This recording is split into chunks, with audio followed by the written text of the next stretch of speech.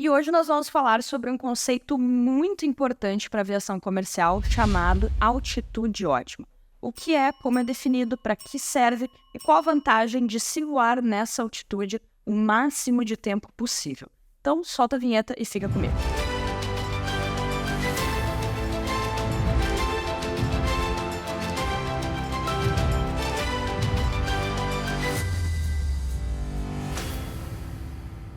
Eu sou a Karen, piloto de Boeing 737, professora aqui na Escola Trem de Pouso, a primeira escola online especializada na formação de pilotos e agora homologada pela ANAC.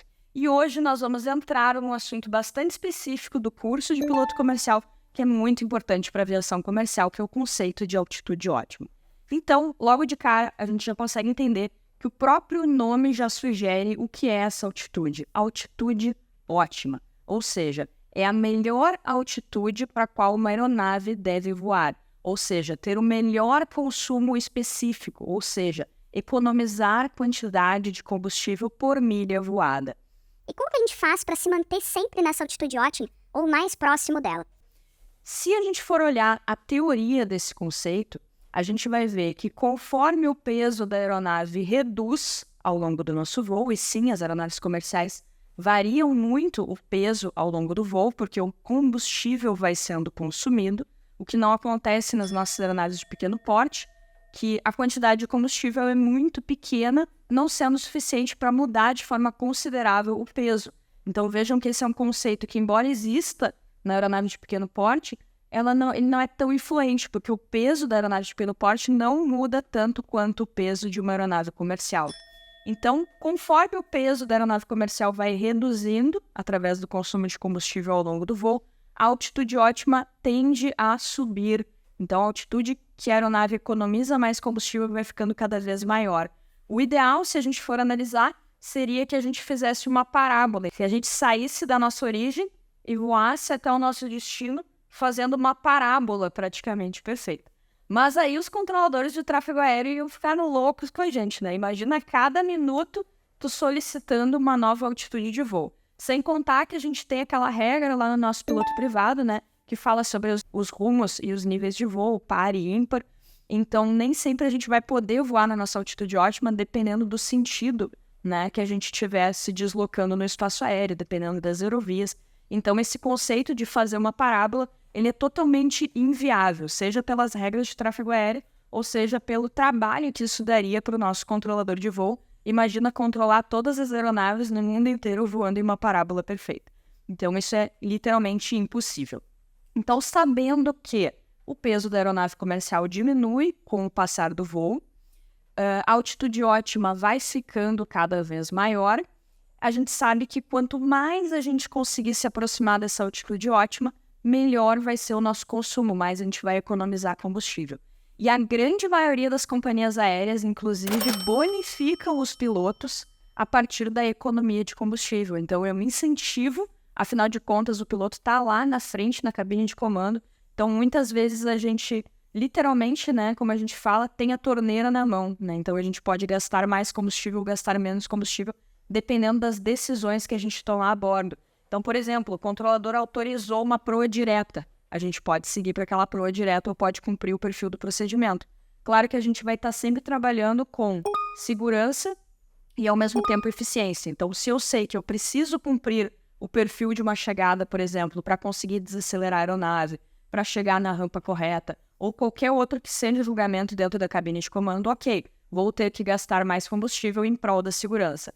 Agora, se a aeronave já está configurada, tu fez os cálculos ali, tu sabe que tu vai conseguir estabilizar, não vai precisar arremeter na final por um excesso de velocidade, por exemplo, e tu tem condições de aceitar essa proa direta, é interessante, né? Então, essa é mais uma forma, um exemplo bem prático, né, de como que a gente faz para economizar combustível. E a altitude ótima, então, também é uma excelente forma que a gente tem de economizar esse combustível. Karen, como que eu vejo essa altitude ótima? O DOV, ele sempre vai calcular e vai te trazer isso na documentação de bordo, né? Então, na aviação comercial de companhias aéreas, a gente chega na aeronave, já tem toda a documentação preparada e basta analisar ali. Claro que ao longo do voo, dependendo das condições, essa altitude ótima ela vai modificar. Então, a gente vai lá no nosso FMC, né, no caso do Boeing, e vai verificar qual é a altitude ótima naquele momento. E aí a gente pode, de acordo com a meteorologia, de acordo com o julgamento de ambos os pilotos dentro da cabine, a gente pode optar por voar um nível próximo da altitude ótima. O ideal seria a gente sempre voar 4.000 pés acima da altitude ótima. Então, vamos supor que a altitude ótima naqueles dias seja o 240. Então, se possível, vou voar no 280, ou seja, 4.000 pés acima. Por quê? Porque daí eu sei que eu vou estar voando aqui, a altitude ótima vai estar aqui embaixo, né? Então, a altitude ótima é 240, eu solicitei o 280, 4.000 pés de diferença. Por quê? Porque eu vou continuar voando no 280 e a altitude ótima, conforme eu voo, ela vai se aproximando do meu voo. Quando ela tiver 2.000 pés acima do meu nível, eu posso pedir mais 4.000 pés acima, porque conforme eu voo, a altitude ótima vai ir subindo cada vez mais. Passou 2.000 pés do nível de voo que eu estou mantendo, eu posso solicitar mais 4.000 pés. Isso se aplica muito, principalmente, para voos mais longos, né? Porque voos mais curtos, muitas vezes, tu pode até nem conseguir chegar na altitude ótima, né? Então, vamos supor que a gente esteja fazendo ali Florianópolis, São Paulo. Então, o trecho é muito curto. Tu basicamente vai atingir o nível de voo previsto pelo DOV, vai ficar poucos minutos ali, né? O tempo de tomar um cafezinho e já vai iniciar o teu procedimento de descida. Então, muitas vezes, a gente nem consegue aplicar a altitude ótima e não é falta de vontade, mas falta de tempo, né? Falta de recurso ali realmente em rotas muito curtas. Agora, se tu vai fazer um voo mais longo, por exemplo, São Paulo-Recife, é uma coisa que tu pode ir gerenciando ao longo do teu voo para ajudar a companhia aí a economizar combustível e também, né, o grupo de pilotos aí a ser bonificado por isso, né? E claro que a gente também vai ter que considerar, né, nessa escolha, nessa seleção da altitude ótima, as questões meteorológicas. Então, eu sei que a altitude ótima está no nível 240, porém no 240 tem um vento de proa muito excessivo. Então, não faz sentido, porque o vento de proa vai acabar te segurando e tu vai acabar gastando mais combustível. Ou eu sei que a altitude ótima está no nível 240, mas tem um CB bem na minha proa, né? Se eu subir, eu vou dar no meio do CB, ou se eu descer, eu vou dar no meio do CB, dependendo da situação que você tiver. Então, veja que o piloto ele sempre tem que estar gerenciando uma série de recursos, uma série de cenários e fazendo as escolhas adequadas para cada momento. E por isso é muito importante que você tenha o seu conhecimento técnico em dia, né? Saiba sobre os conceitos, sobre os elementos e como é a melhor forma de aplicar isso na prática.